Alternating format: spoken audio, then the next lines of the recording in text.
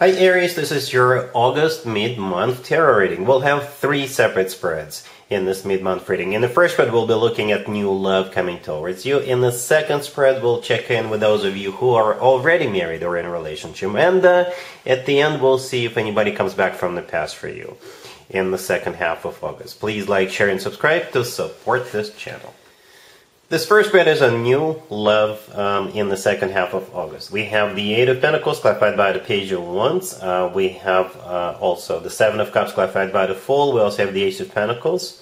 In the potential outcome, we have the Emperor with the 6 of Wands and the 9 of Cups. And we also have the Knight of Cups on the bottom of the deck. You could be dealing with a water sign, Cancer, Scorpio, or Pisces, perhaps another Aries or any zodiac sign. This is a general reading. Well, Aries, you are in this reading twice. The Fool and the Emperor, both of them could be interpreted as cards of an Aries, unless you're dealing with another Aries, right?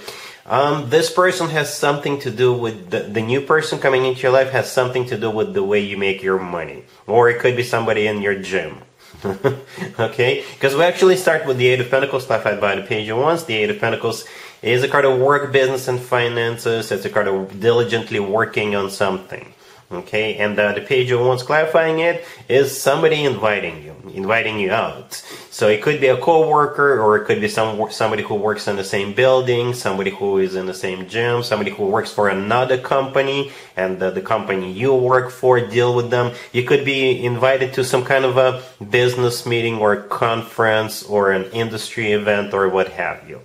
Again, this person has something to do with the way you make your money for most of you. Okay, so that's the Page of Wands, that invitation. Or it could also be a happy hour. I do see you with the 7 of Cups clarified by the Fool, either not 100% sure whether you should attend, whether you should go, but the 7 of Cups could also be a card of, I'm just being honest with you, it could be a card of intoxication. So it could be a happy hour, it could be dinner. Or perhaps if you do go to some kind of a business event or conference, perhaps there's like a get-together and there's going to be adult beverages served at that event. Alright? The Fool clarifying the 7 of Cups. Again, that's one of your major arcana cards. At the same time, the Fool is a card of going for something. The Fool is a card of taking a risk. The Fool could also be a card of somebody who is not thinking twice. Aries, right? But I think this invitation, this happy hour, whatever that event is, whatever that date is, with somebody you work with, will eventually turn out to be something big, right? Because the next card that came out is the Ace of Pentacles, right there where the candle is, and we also have the Knight of Cups on the bottom of the deck. So somehow, love will find you. If a co-worker or a colleague is asking you out on a date, then that's probably the person, right? The Knight of Cups could be a water sign, Cancer, Scorpio, or Pisces, but the Knight of Cups is the most romantic knight out of all 4 knights. This knight is often referred to as Prince Charming, all right? Knight in a shining armor, okay? And again, with the Ace of Pentacles in the middle, yes, that date, that event, that whatever that thing is that you're going to be invited to will turn out to be a golden opportunity for you. Right, with that Ace of Pentacles. The Ace of Pentacles always comes from somebody who is ready to settle down, ready to start a family, ready to get serious. Right, in the potential outcome, we have the Emperor with the 6 of Wands and the 9 of Cups. Again, the Emperor is your major arcana card. Right, and unless you're dealing with another Aries, but I think that's you, and it's always a good sign to have your own major arcana card in your own reading. That means you definitely run the show. You definitely call the shots. Right, the 6 of Wands in the middle. This is a card of victory, success. It's a card of recognition. It's a card of attention. It's a card of feeling good about yourself or feeling good about what's going on. The 6 of Wands used to be called the proposal card, by the way. Okay, the Ace of Pentacles could also be a proposal card. This card really does come through as a proposal every once in a while. And we also have the 9 of Cups.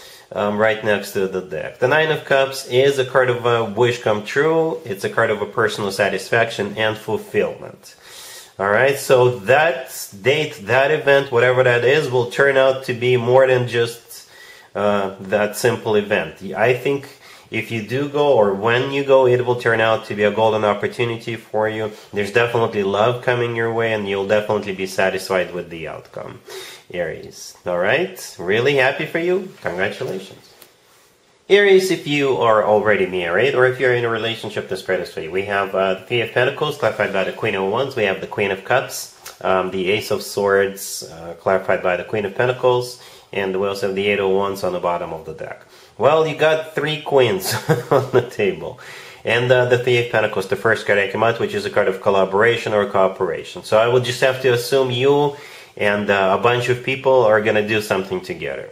You know, we could be looking at multiple occasions, right? But perhaps one of them definitely stands out where all of you get together and do something together. You may travel, you may go somewhere, right? It could be like a girls' night out, boys' night out. I don't know. The Eight of Wands on the bottom of the deck is a card of travel. Okay, perhaps it's a birthday of a Virgo or a birthday of a Leo, right? The Queen of Pentacles could be a Virgo. I kind of assume you're the Queen of Wands, right? The first card all the way to your left. But perhaps this Queen of Wands is a Leo and it's their birthday party. And all of you are going to get together and do something for that birthday party. Or you could just all get together and travel together. I don't know. But yeah, definitely a bunch of people getting together and doing something, right? The Ace of Swords is a card of a new beginning. The Ace of Swords is the word yes. The Ace of Swords is a card of clarity. Okay, when people know what's going on, right? And again, with the Eight of Wands, it's a card of travel or communication. All right, cool. Let's see if anybody comes back from the past for you, Aries, in the second half of August. Keep in mind, it doesn't have to be the most recent ex. Also, keep in mind, Venus is in retrograde already, and then Mercury will also be going retrograde. So we'll have two retrogrades concurrently.